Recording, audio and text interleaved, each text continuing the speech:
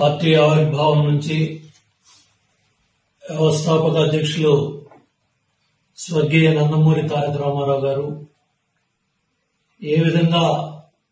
మొదటిసారి శాసనసభ ఎన్నికల్లో విద్యావంతులు, graduates, post graduates, engineers, doctors, వివిధ వృత్తుల్లో ఉన్న వాళ్ళకి, చదువుకున్న వారికి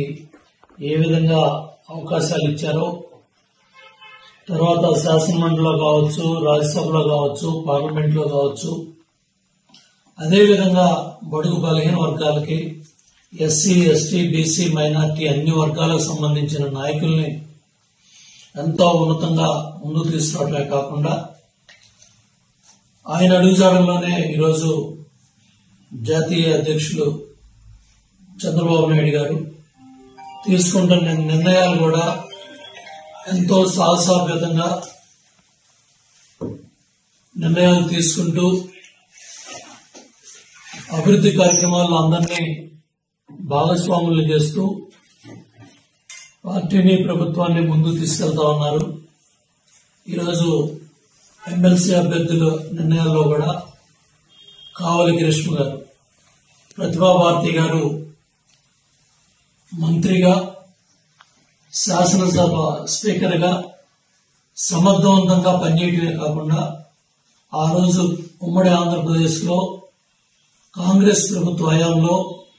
ఆనాటి ప్రతిపక్ష నాయకుడు ఎన్ని విమర్శలు చేసినా, ఎంత పరుష పదజాలం వాడినా సమర్థవంతంగా శాసనసభ స్పీకర్ పదవికి అవన్నీ తీసుకొచ్చారు. మరి జస్టిస్ పున్నయ్య గారి కుటుంబం ఇవాళ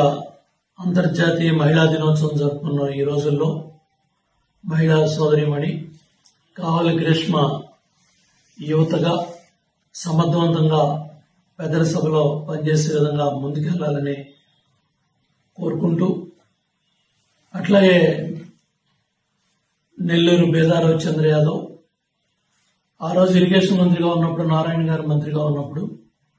ఆ జిల్లాలో ఇరిగేషన్ ప్రాజెక్టులు పనులు పరిగెత్తడంలో కానీ, పనిచేయించుకోవడంలో కానీ,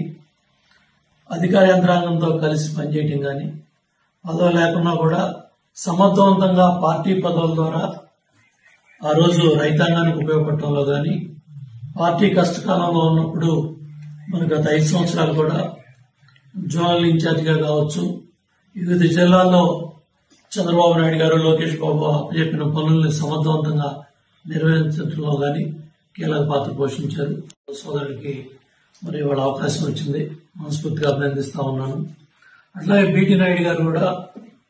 మరి చంద్రబాబు నాయుడు గారు 53 రోజులు రాజమండ్రి జైల్లో ఉన్నప్పుడు ప్రతిరోజు కూడా లాయర్లతో మరి ఏదైతే అక్కడ నాయకుడి ఆదేశాలని పార్టీ కార్యకర్తలకి, నాయకులకి, లోకేష్ బాబుకి, అట్లాగే పార్టీకి అనుసంధానంగా సమర్థవంతంగా ఆ రోజు బాధ్యతను నిర్వర్తించారు సీనియర్ నాయకులు. వీళ్ళందరూ కూడా మరి వాళ్ళ చంద్రబాబు నాయుడు గారు ఒక చక్కటి అవకాశం ఎస్సీ, బీసీ వర్గాలకి పార్టీ అత్యంత ప్రాధాన్యత ఇస్తుంది. పార్టీకి వెన్నెముక లాంటి వాళ్ళు ఎస్సీ, ఎస్టీ, బీసీ, మైనార్టీ, రైతు, అట్లాగే యువత, మహిళ అన్ని వర్గాలను కూడా ప్రోత్సహిస్తూ ఇవాళ నిర్ణయాలు తీసుకొని ముందుకెళ్తున్నారు. తప్పకుండా వీళ్ళ ముగ్గురు కూడా ఏదైతే ఇవాళ పెద్దల సభలో అడుగు పెడతా ఉన్న